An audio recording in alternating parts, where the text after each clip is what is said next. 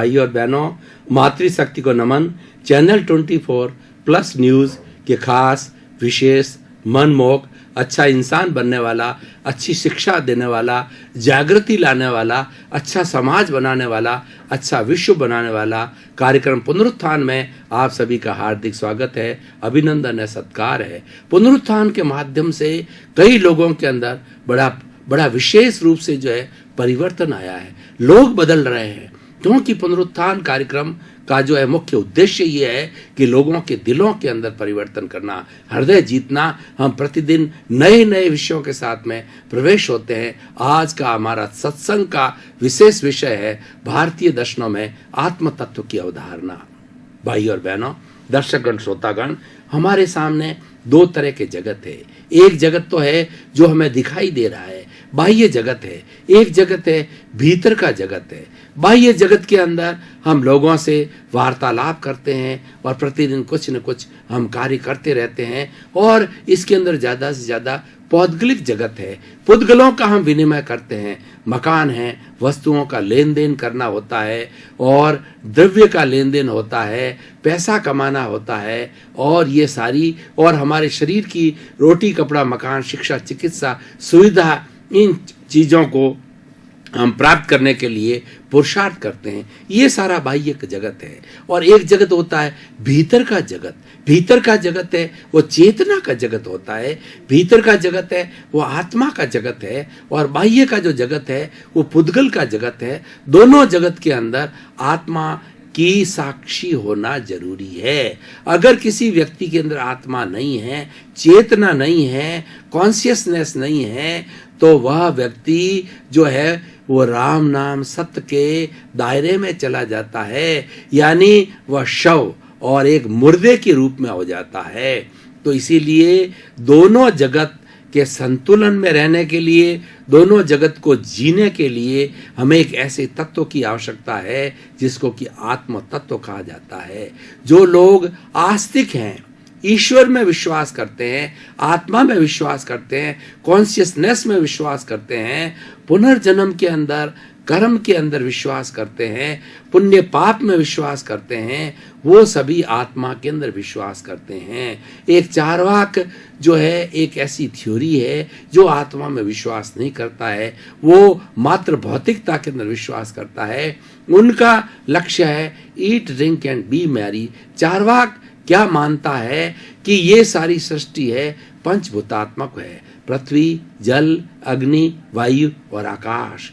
इन पांच भूतों के मिश्रण से जो है शरीर पैदा होता है, और जब शरीर पैदा होता है तो उस तरीके से उसमें चेतना आती है। वो उदाहरण देते हैं कि जिस तरीके से शराब बनाई जाती है, शराब के अंदर गेहूं है और उसके साथ साथ के अंदर जो गुड़ मिलाया जाता है और भी कई चीज़ों का मिश्रण करके उनको जमीन में गाड़ करके सड़ाया जाता है। सड़ाने से उसके अंदर सड़ान करने से मादकता पैदा होती है। उसी तरीके से वो कहते हैं कि जिस तरीके से मादकता ऑटोमेटिक आ जाती है, मादकता कोई पैदा नहीं की जाती है, इनके मिश्रण से मादकता आती है।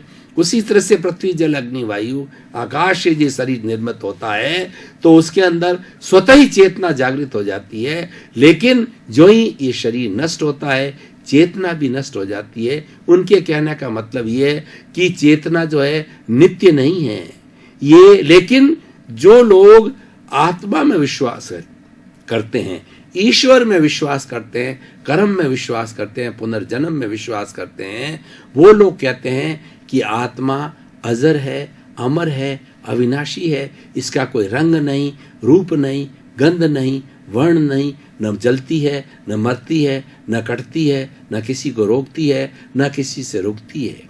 यानी एक ऐसा त्रैकालिक तत्व है जो कि तीनों कालों में रहता है, भूत, भविष्य और वर्तमान के अंदर। आत्मा कभी भी नष्ट नहीं होती है, शरीर बदलती है। गीता के अंदर भगवान कृष्ण में कहा गया है कि जिस तरीके से व्यक्ति पुराना कपड़ा फट जाता, पुराना होता है, उसको छोड़ करके नया वस्त्र धारण करता है, उसी तरीके से आत्मा अपने पूर्व निर्धारित जो है आयुष्य कर्म के अनुसार एक शरीर का भोग करके इस शरीर को छोड़ करके दूसरे शरीर के अंदर जैसा उसने आयुष्य कर्म का निर्धारण किया है, दूसरे शरीर के अंदर निर्धारित समय में वो चली जाती है और जितना समय तक उसका आयुष्य कर्म है उतने समय तक जो है वह उस शरीर का भोग करती है और अपने साथ में अन्य प्राणियों के साथ हुए दोषों का वो एनओसी लेती है, दोषों का चुकारा करती है, सेवा लेती है या सेवा देती है, जैसे जैसे कर्मों का योग होता है उसके हिसाब से जो है उसकी कार्य प्रणाली होती है।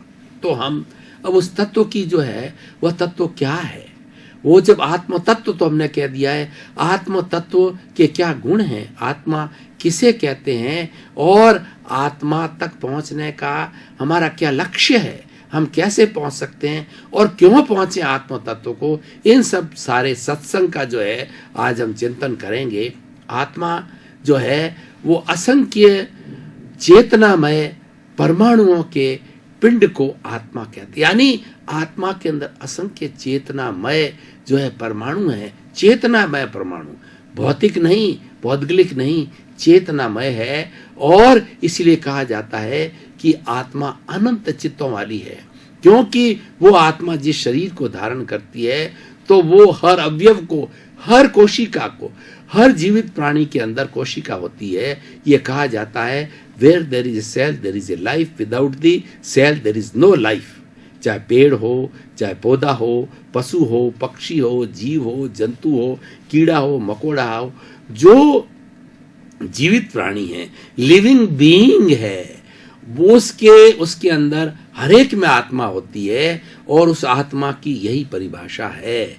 और आत्मा के क्या गुण हैं, जो प्योर आत्मा है उसके क्या गुण हैं कि आत्मा अनंत ज्ञान वाली है, अनंत दर्शन वाली है, अनंत चेतनामय है, अनंत शक्तिमय और अनंत सुख का धाम है। जो सुख हम बाहर इंद्रियों से इस बाह्य जगत के अंदर प्राप्त करते हैं वो सुख तो अंश मात्र है, लेकिन अगर हम आत्मा के जगत के अंदर चले जाते हैं, आत्म साक्षात्कार कर देते हैं और इस आत्मा को यहाँ से जो हम कहते हैं कि इमांसिपेशन हो गया, साल्वेशन हो गया, लिबरेशन हो गया इसका, तो उस स्थिति के अंदर आत्मा के साथ जितने बॉन्डेड है, जितने पुद्गल है, जितने कर्म हैं, वो उन सब से वो विच्छेद करके उन सब का शुद्धिकरण कर से, और हमारी भाषा में कहें तो दोषों का वो एनओसी समस्त प्राणियों से 84 लाख जीवा योनि जिसके साथ उसने दोष किया, पुण्य पाप किया है, उनसे एनओसी लेकर के और वह मुक्त अवस्था के अंदर चली जाती है।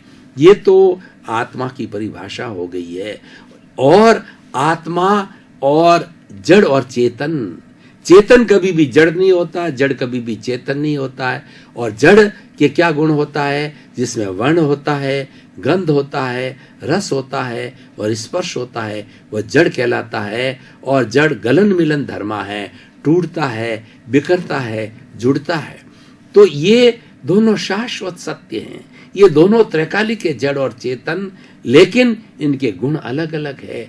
ये कभी भी जड़ चेतन नहीं हो सकता, चेतन कभी जड़ नहीं हो सकता, लेकिन आपस के अंदर इनका मिक्सचर होता है, आपस के अंदर इनका योग होता है। और वो योग बन करके, जैसे मेरा शरीर है, ये शरीर जो है वो जड़ और चेतन का मिश्रण है। शरीर जो बाहर दिखाई दे रहा है ये जड़ है, और भीतर विराजमान जो शुद्ध आत्मा भगवान है वह चेतन है, वह आत्मा है जिसकी हम आज बात कर रहे हैं। हमारी भारतीय संस्कृति जो आत्मा विश्वास करते हैं वो सभी आस्तिक हैं, जो विश्वास नहीं करते हैं वो नास्तिक कहलाते हैं। अब ये आत्मा कहाँ निवास करती है और कितने समय तक रहती है, इसके बारे में, कर्म क्या है इसके बारे में हर धर्म दर्शन का, चाहे प्राच्य हो, चाहे पाश्चात्य हो, चाहे ईस्टर्न हो, चाहे वेस्टर्न हो, हर फिलॉसफी में अपनी अपनी परिभाषा है। लेकिन मुख्य रूप से मैं दो तरह की परिभाषा क्लासिफाई करके बताता हूँ कि जैसे जैन धर्म की बात करता हूँ तो जैन धर्म क्या मानता है, जैन फिलॉसफी क्या मानता है कि जो आत्मा है ये शरीर व्यापी है। शरीर के बाहर जो है आत्मा बिल्कुल नहीं रहती है, सिर्फ शरीर में होती है और इसके असंख्य परमाणु चेतनामय होते हैं। अगर हाथी का रूप होती है तो वही चेतना हाथी का रूप अपने जो है वो चेतना में परमाणुओं को फैला लेती है। और जब चींटी के रूप के अंदर वही आत्मा आती है अपने कर्मों के भोग के हिसाब से, कर्मों के आवरण के कारण में, तो वो चींटी का रूप धारण कर लेती है। दोनों मैटर के अंदर आत्मा वही होती है और वह शरीर अलग अलग क्यों धारण करती है, वो कर्मानुसारिणी होती है, बुद्धि कर्मानुसारिणी। दर्शकगण, श्रोतागण, भाई और बहनों, काफी लंबे समय से हम गहन चिंतन कर रहे थे। अब थोड़ा तरोताजा होने के लिए ब्रेक ले रहे हैं। ब्रेक के बाद पुनः हाजिर होंगे।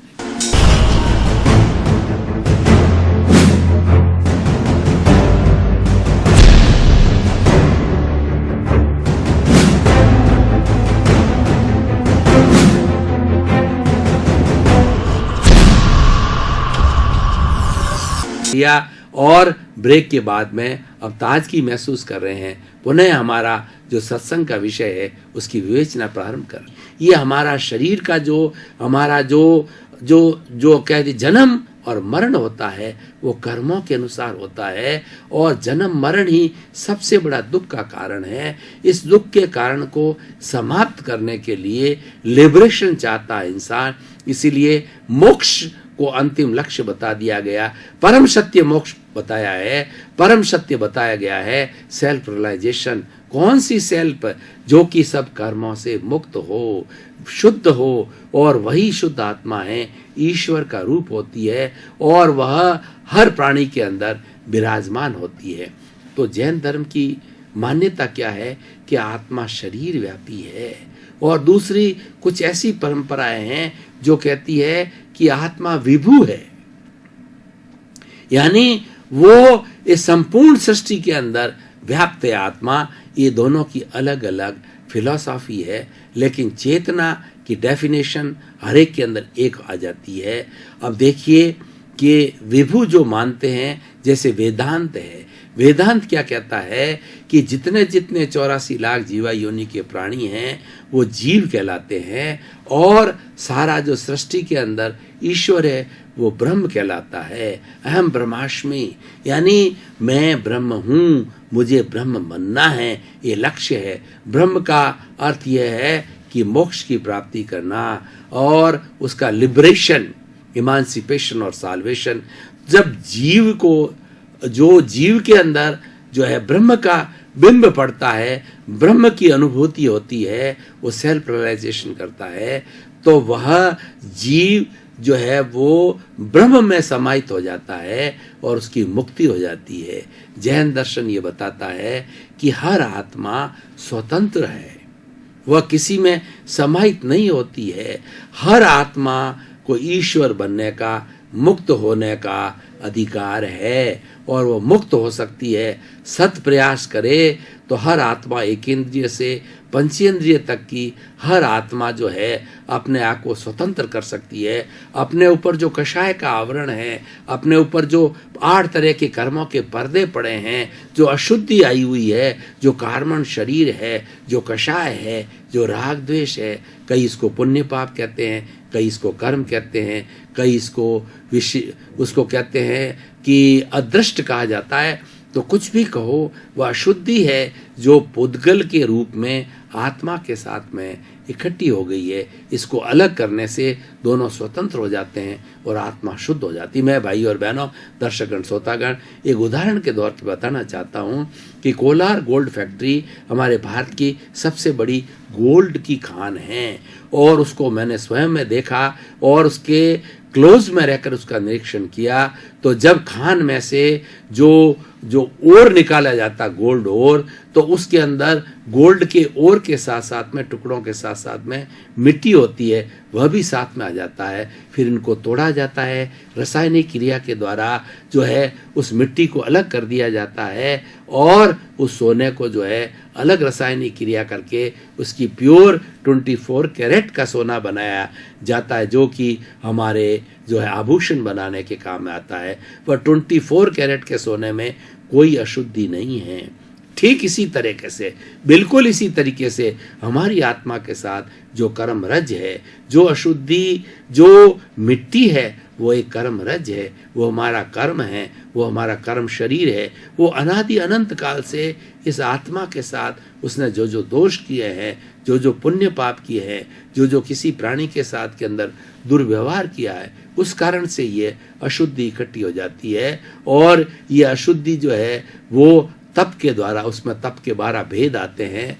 और जैसे कि 6 बाह्य होते हैं, 6 आंतरिक होते हैं। बाह्य कौन से होते हैं? अनशन, उनोदरी, भिक्षाचरी, रस परित्याग, काय क्लेश और प्रतिसलीनता। ये बाह्य तप के भेद है, ये शुद्धिकरण है, ये रासायनिक क्रिया है। और भीतर प्रायश्चित, विनय, वैयाव्रत, स्वाध्याय, ध्यान और व्युत्सर्ग। जिस तरीके से गोल्ड ओर को तपाया जाता है, रासायनिक क्रिया की जाती है, उससे तपस्या एक रासायनिक क्रिया है। इस रासायनिक क्रिया के माध्यम से हमारे भीतर जो कर्म शरीर है वो पौद्गलिक है, उसमें टर्बुलेंस होता है और वह शिथिल होता है। शिथिल होकर के धीरे धीरे वह आत्मा से अलग हो जाता है, जिसको निर्जरा कहा जाता है। और ये सारा तपस्या का जो 12 भेद है, तप के 12 भेद है, इसको भी निर्जरा के रूप में कहा जाता है। तो इस तरीके से ये अटैचमेंट होता है और डिटैचमेंट होता है, और इसी को हम जन्म और मृत्यु कहते हैं। इसी को 84 लाख जीवा योनि के अंदर भटकना कहा जाता है। अटैचमेंट, डिटैचमेंट, यानी संवर, निर्जरा, कर्मों का बंध और निर्जरा होती है। वो कर्मों का बंध और निर्जरा एक नेचुरल प्रोसेस है, लेकिन अब इन चीजों को शुद्धिकरण करने के लिए वो संवर आता है, उसको त्याग बोलते हैं। किसी चीज को छोड़ना होता है। और सबसे बड़ा संवर होता है कि 84 लाख जीवा योनि के प्राणियों से कोई भी मेरे के द्वारा कष्ट हुआ हो तो शुद्ध अंतःकरण से क्षमा याचना करता हूँ, और ईश्वर से प्रार्थना करना कि प्राप्त मन वचन काया से जगत के किसी भी प्राणी को, 84 लाख जीवा योनि के किसी भी प्राणी को किंचित मात्र भी कष्ट न हो, कष्ट न हो। ये सबसे बड़ी प्रार्थना है, ये सबसे बड़ा मानव धर्म है, ये सबसे बड़ा मानवतावादी दृष्टिकोण है। क्यों कि जितनी आत्माएं हैं वो शाश्वत है, वो त्रैकालिक है, वो भूतकाल में थी, वर्तमान में है और भविष्य के अंदर रहेगी। मात्र जो है उसके पर्याय बदलते हैं, उसका रोटेशन होता है। वो 84 लाख जीवा योनि में वह नरक गति, तिर्यंच गति, मनुष्य देह गति, मनुष्य गति, तिर्यंच गति के अंदर वो भटकती रहती है और शुद्धिकरण होती है। तो भाइयों और बहनों, अब हमें थोड़ा देखना है कि इस आत्म तत्व की जो अवधारणा है वो इतनी चर्चा करने से हमें समाज को क्या लाभ होगा, व्यक्ति को क्या लाभ होगा, इसकी सामाजिक उपयोगिता क्या है। देखिए, ये कोई भी जो पदार्थ होता है, कोई भी वस्तु होती है, उसको पीटा जाए, तोड़ा जाए, उसको कोई दुख नहीं होता है, दर्द नहीं होता है, क्योंकि वो तो गलन मिलन धर्मा है, टूटेगा फिर जुड़ जाएगा। लेकिन हमारी जो चेतना है उसके अंदर संवेदनशीलता होती है, सुख दुख की अनुभूति होती है, प्रजनन करता है, और वह अपने जैसा भी नया जो है वो जीव की उत्पत्ति करता है। यानी सुख दुख की अनुभूति, संवेदना, कॉन्शियसनेस जिसमें होती है वह सोल कहलाती है, वो इनमेट कहलाती है, और वही आत्मा की बात होती है। तो अगर व्यक्ति आत्म तत्व को जान लेता है तो वह हिंसा और अहिंसा को जानेगा।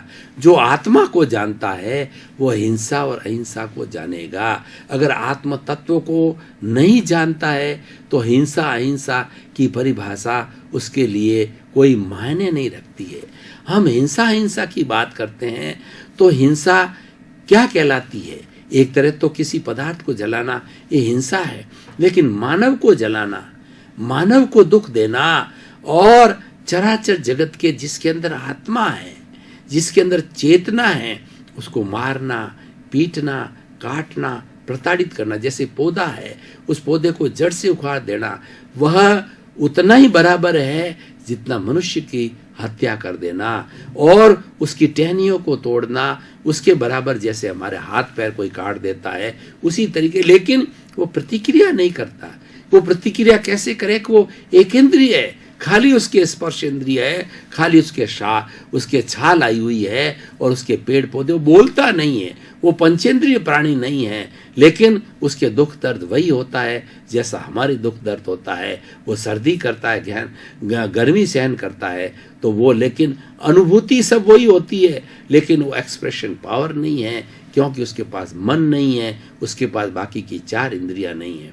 तो इस तरीके से स्नेह स्नेह द्विंद्रिय वाला, त्रियंद्र वाला, चतुरिंद्र वाला और पंचेंद्रिय वाला, ये सजीव प्राणी कहलाते हैं। ये जो है वो इनमेट जो प्राणी कहा जाता है। तो उनको कष्ट न देना, ये अहिंसा कहलाती है। और जितने भी हमारे धार्मिक ग्रंथ बने हैं वह हिंसा और अहिंसा को लेकर के बने हैं, और उसके अंदर आत्मा की साक्षी से बनते हैं। उसी से ही सारे जो है इतने ग्रंथ बने हैं, उनकी रचना हुई है, और इतने हमारे ऋषि मुनियों ने प्रवचन दिया है। अब प्रश्न यह है कि इस तत्व की अवधारणा को पढ़ने वाला, उसका स्वाध्याय करने वाला व्यक्ति किसी का शोषण नहीं करेगा, वो मानवतावादी होगा और प्रेम की भावना से रहेगा, वह मानवीय मूल्यों वाला व्यक्ति होगा, वो मूल्य परक जीवन जिएगा। हमारी भारतीय संस्कृति के अंदर ये मूल्यों की जो बात कही गई है, ये आत्म तत्व की अवधारणा को मध्य रखते हुए कही गई है। सेंटर के अंदर आत्म तत्व है, तभी मूल्य आए हैं। अगर आत्म तत्व है ही नहीं है तो फिर सारी बात करने का क्या अर्थ होगा। और प्रश्न ये है कि मैं बोल रहा हूं, ये बुला कौन रहा है। अब दर्शकगण, श्रोतागण, भाई और बहनों, आपका बहुत बहुत धन्यवाद, साधुवाद, आपके प्रति कृतज्ञता। आपने पुनरुत्थान कार्यक्रम को प्रतिदिन देख करके इतनी प्रसिद्धि इसको दिलाई, और वास्तव के अंदर ये कार्यक्रम उस प्रसिद्धि प्राप्त करने के योग्य है, क्योंकि इस पुनरुत्थान कार्यक्रम का जो मुख्य सिद्धांत जगत कल्याण करने का है। सर्वे भवन्तु सुखिनः, सर्वे भवन्तु निरामया। सभी जीवों को सुख मिले, आनंद मिले, प्रेम मिले। उसी क्रम के अंदर आप सभी श्रोतागण का जीवन आनंदमय हो, भक्तिमय हो, प्रेममय हो, सुखमय हो, और प्रसन्नता से लबालब भर जाए। आपके प्रति मंगल भावना शुभ।